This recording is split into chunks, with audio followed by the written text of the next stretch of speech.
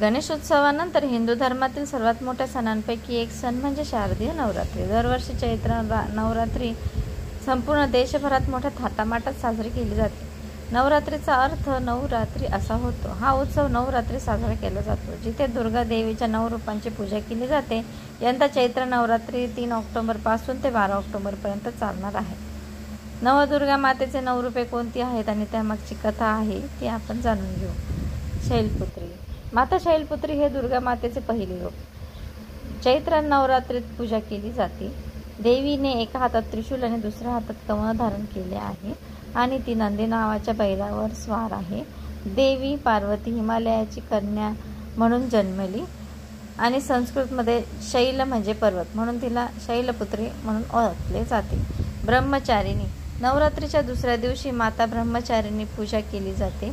या देवीच्या एका हातात रुद्राक्ष माळ आणि दुसऱ्या हातात पवित्र कमंडलू घेऊन देवी अनवाणी पायांनी चालते. या देवीचे तपस्वी स्वरूप देवी पार्वतीचे प्रतीक आहे. जेव्हा ती भगवान शिवाला प्रसन्न करण्यासाठी तिचा गहन धान्यात गुंतली होती.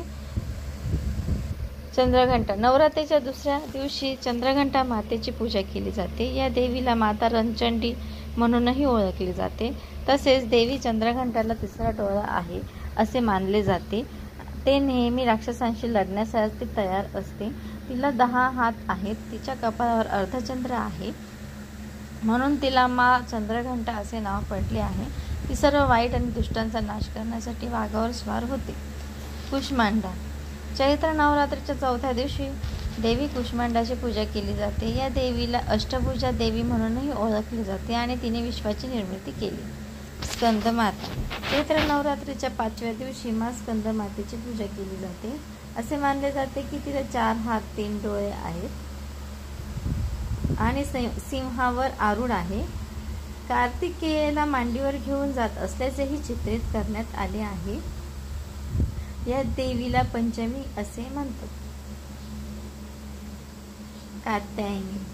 नवरात्रीच्या 6व्या दिवशी कात्यायनी देवीची पूजा केली जाते.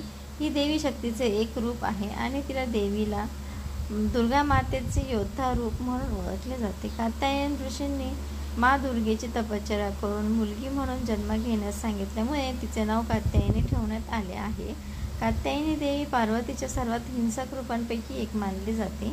तिच्याकडे 4 हात असून तलवार आहे आणि सिंहावर स्वार आहे. कालरात्री. चैत्र नवरात्रीच्या सप्तमी किंवा 7व्या दिवशी माता कालरात्रीची पूजा केली जाते. काली माता म्हणूनही ओळखले जाते. कालरात्री हे मा दुर्गेच्या सर्वात हिंसक स्वरूपांपैकी एक आहे. पौराणिक कथांनुसार तिने तिच्या त्वचेचा रंग त्याग केला आहे आणि राक्षसांना मारण्यासाठी गडद रंगाचा स्वीकार केला आहे. ती एक 4 हात असलेली देवता आहे जी गाढवावर स्वार होते, तलवार, त्रिशूळ आणि फंदा धारण करते. तिच्या कपाळावर 3रा डोळा आहे ज्यामध्ये संपूर्ण विश्व आहे असे मानले जाते. महागौरी. नवरात्रीच्या 8व्या दिवशी महागौरीची पूजा केली जाते. महागौरीला 4 हात आहेत आणि 2 हातात डमरू व त्रिशूल आहे आणि दुसरे 2 हात वरद आणि अभय मुद्रांमध्ये चित्रित केले आहे. ही देवी बैल आणि पांढऱ्या हत्तीवर स्वार होते. सिद्धदात्री. चैत्र नवरात्रीच्या 9व्या दिवशी माँ सिद्धदात्रीची पूजा केली जाते. तिला सर्व सिद्धी देणारी म्हणून ओळखले जाते. असे मानले जाते की महाशक्तीचे मूर्त स्वरूप आहे आणि भगवान शिवाने तिची प्रार्थना केल्यावर सिद्धी प्राप्त केली. ही देवी ती कमळावर बसलेली असून देवीला 4 हात, 2 हातात गदा चक्र आहे आणि 2 हातात एक पुस्तक आणि कमळ धारण केले आहे. देवी दुर्गेचे हे रूप परिपूर्णतेचे प्रतीक मानले जाते.